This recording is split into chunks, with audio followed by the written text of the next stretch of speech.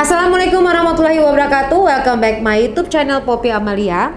Kali ini pembahasan aku tentang ekspresi wajah dari Crazy Rich Bandung. Wah, kenapa saya agak terdiam mikir? Karena banyak banget Crazy Rich akhir-akhir ini ya, dan udah saya bahas di konten sebelumnya beberapa waktu yang lalu, konten-konten kenapa sih orang pengen cepat-cepat instan dan menjadi Crazy Rich, kemudian memposting-posting semua hal yang berbau kekayaan. Nah, udah dibahas pembahasan sebelumnya, disebut dengan flexing dan lain-lain.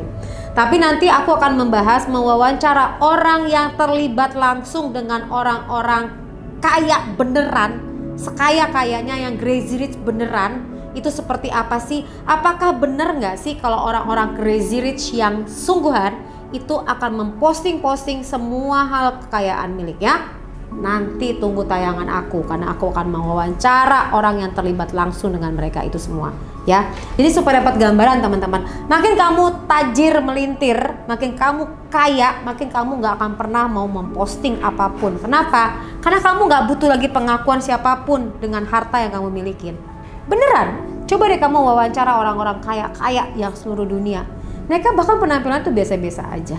Justru kalau kamu makin memperlihatkan kekayaan kamu, berarti kamu orang kaya yang baru ya, atau disebut dengan OKB. Nah, bicara mengenai Crazy Rich khususnya dari Bandung yang sering membagi-bagikan uang di beberapa tayangannya, ini ada sesuatu ekspresi yang menarik banget pada saat yang bersangkutan itu mengajukan permohonan maaf di konferensi pers beberapa waktu lalu. Kita akan masuk pembahasan berikut ini. Namun, like, subscribe, and share terlebih dahulu sebelum saya membahasnya. Oke, saya tunggu. Terima kasih. Langsung masuk pembahasannya berikut ini.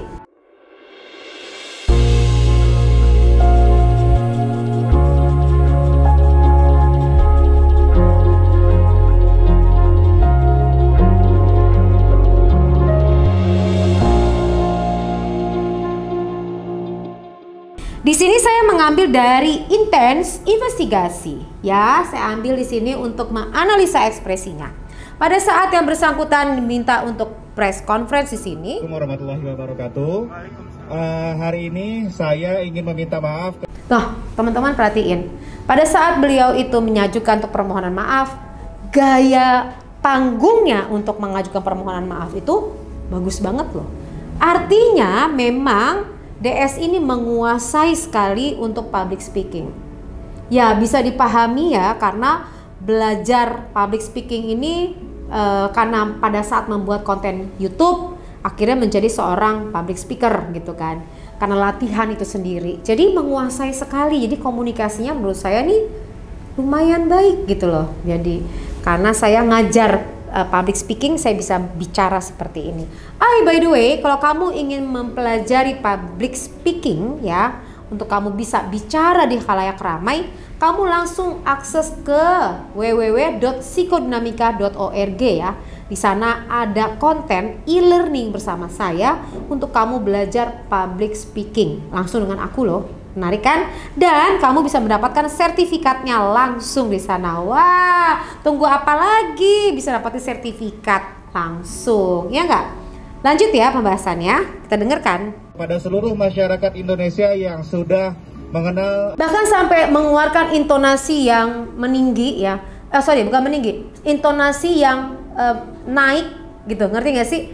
Pada saat menyampaikan enggak, intonasinya nggak nurun seperti ini, makin lama makin hilang, tidak. Ya, intonasinya tuh menaik. Naik itu bukan arti melengking atau marah, tidak. Biasanya orang yang intonasinya naik itu adalah orang-orang yang energik, punya harapan, punya hope gitu loh. Tapi kalau orang yang lagi ada masalah, kesedihan, biasanya orang-orang tersebut memiliki intonasi yang redup, yang makin lama makin hilang, makin lama makin lemas. Nah gitu tuh. Tapi kalau orang-orang yang semangat, intonasinya akan juga semangat gitu loh. Jadi kalau intonasi individu itu dipengaruhi oleh perasaan ya. Jadi saya melihat bahwa DS ini memiliki semangat untuk bicara gitu kan, memiliki keyakinan, percaya dirinya ada. Jadi pada saat bicara itu lebih tenang dan bisa menguasai panggung. Itu tuh dari tampak gambarannya. Ada seluruh masyarakat Indonesia yang sudah mengenal dunia trading, baik binary option atau forex, kripto dan lain sebagainya. Saat ia mengatakan untuk para pemirsa, untuk para orang yang sudah mengenal, baik untuk orang yang mengenal dunia trading, tangannya udah gini kan, lihat, ya, dikepakkan seperti ini.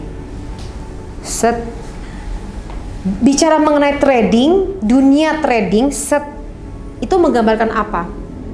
Ada hal spesial khusus buat dirinya pada saat bicara mengenai dunia trading. Ya pahamin kenapa? Karena gara-gara persoalan ini ya harus memakai baju orange gitu. Pasti itu membuat dirinya tidak nyaman. Makanya ini adalah gerakan tubuh yang tidak disadari oleh individu pada saat orang tersebut tidak nyaman dengan statement yang disampaikan.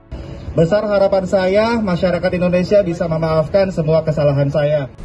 Besar harapan saya seluruh masyarakat Indonesia bisa memaafkan kesalahan saya. Pada saat mau bicara untuk kesalahan saya, ia agak sedikit menunduk. Menunduk ini menggambarkan bahwa memohon, ya, ada permohonan di sini untuk bisa dimaafkan. Kemudian yang kedua, saya ingin juga memohon doanya kepada teman-teman semuanya di seluruh masyarakat Indonesia ini. Kemudian yang kedua juga memajukan permohonan maaf, dan tangannya di situ tangannya tidak lega ya, tapi menekan gitu loh, menekan sebelah kirinya, kamu akan perhatikan gitu loh. Ini satu kondisi yang ia tidak bebas di situ, tidak dirinya.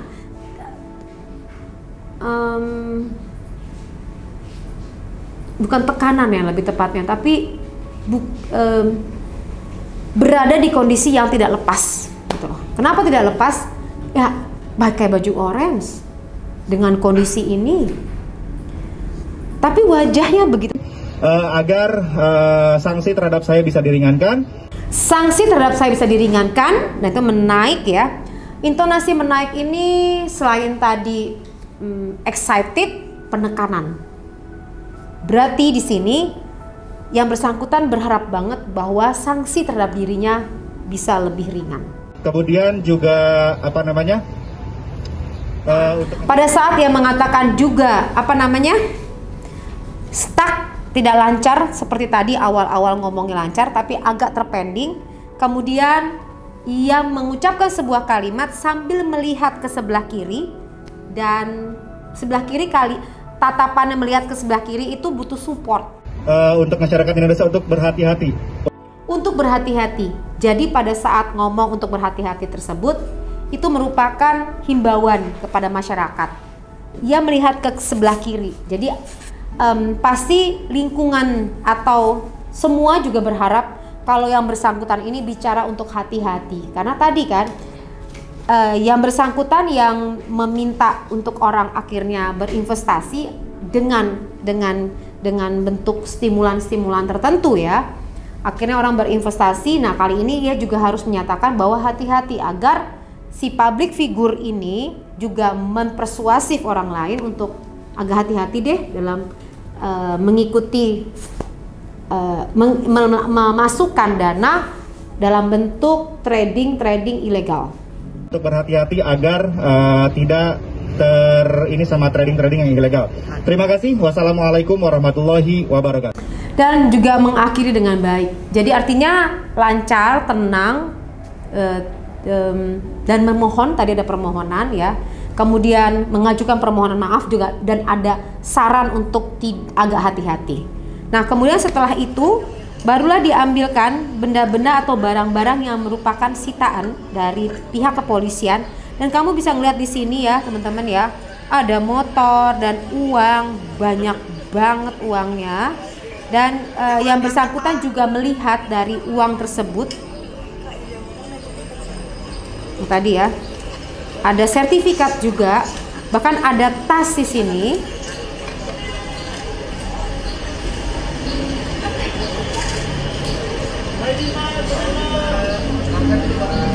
Ia juga melihat ke benda tersebut.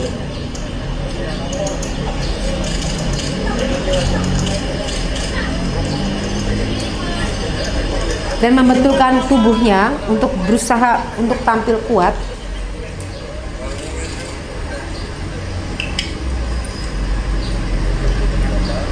Dan ada plat nomor juga, mungkin mobil.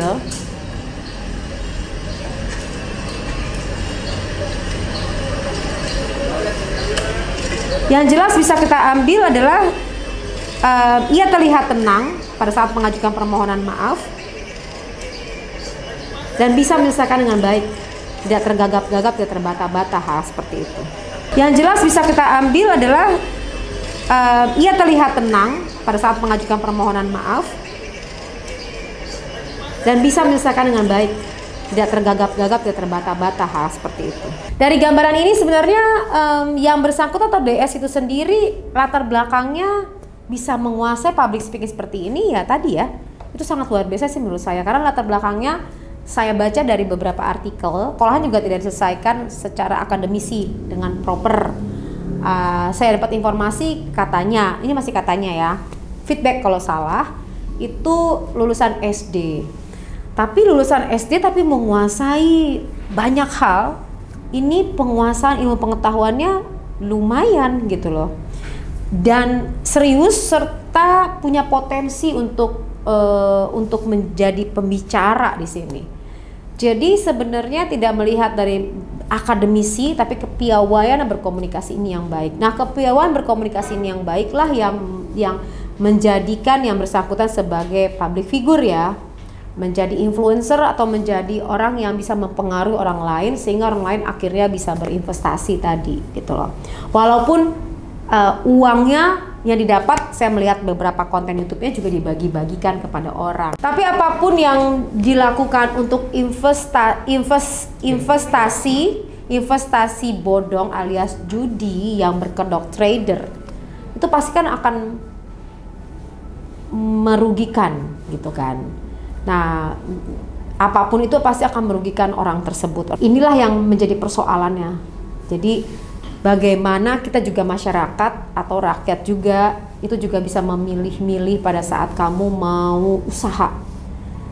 Memang sih kalau saham itu kamu nggak begitu capek bekerja, tinggal masukin semua bergerak. Tapi tadi ya ada plus minusnya juga kalau misalnya kamu tidak menguasai saham mana nih, apakah benar, apakah legal atau ilegal. Jadi pilihlah saham-saham yang memang legal, yang diakui oleh pemerintah agar kamu tidak terpuruk. Dalam kondisi pandemik ini mungkin membuat orang tuh apa harus dikerjakan supaya menghasilkan uang ya. Jadi saya tarik napas aja. Kenapa banyak banget gitu peristiwa demi peristiwa yang berkaitan sama hal-hal seperti ini dan orang-orang terjebak oleh situasi yang bagaimana bisa menghasilkan uang. Ya dipahami kan kondisi COVID, banyak pekerjaan yang terpending, banyak usaha-usaha yang gulung, tiker, akhirnya uang yang ada diinvestasikan tapi salah, makin terlilit lagi, minjem duit sama rentenir mungkin yang akhirnya lipatan-lipatan bunga berbunga. Efeknya buat masyarakat apa, yang tadinya nggak punya minjem lagi, makin terlilit lagi dan nggak selesai. Mending menurut saya kamu fokus aja deh untuk bisa bekerja sesuai dengan bakat minat kamu, kemudian kamu berusaha, karena nggak ada yang instan teman-teman. Kalau kamu ingin melakukan sesuatu, ingin mendapatkan sesuatu, kamu butuh usaha ya, usaha dan fokus serta kekuatan doa gitu loh. Nah kalau kamu ingin mendapatkan lebih lanjut lagi, ada yang ngedampingin kamu melalui prosesnya, mending kamu langsung ke www.psikodinamika.org. Di situ ada teknik-teknik bagaimana untuk kamu bisa fokus meraih mimpimu, atau kamu juga bisa mempelajari dari konten-konten YouTube aku sebelumnya yang bicara tentang masalah kekuatan pikiran, bicara mengenai bagaimana mendapatkan uang, bagaimana mengembangkan potensi kamu, bagaimana menghadapi situasi secara psikologis, banyak banget. Jadi sering-sering kamu baca artikel atau kamu baca mendengar atau membaca konten-konten yang mencerahkan pemikiran kamu sehingga tidak salah dalam mengambil keputusan. Banyak-banyak membaca, banyak-banyak belajar. Solusi dari saya itu sih. Jadi moga-moga tidak lagi terjebak, lebih bagus kamu usaha yang memang bakat dan minat kamu dan tidak menyerah dalam kondisi ini. Kekuatan doa sangat luar biasa. Saya doakan semoga usaha yang kamu lakukan dan pekerjaan kamu yang lakukan saat ini itu berhasil dan bisa menghasilkan uang untuk keluarga kamu yang berkah. Oke? Dan tidak menyusahkan orang lain. Demikian dari saya. Sampai bertemu lagi untuk konten-konten selanjutnya. Kasih masukan siapa lagi ekspresi yang harus saya analisa dan bahas secara micro expression. Tulis ya di komen bawah ini. Sukses selalu untuk kamu. Wassalamualaikum warahmatullahi wabarakatuh. Bye bye.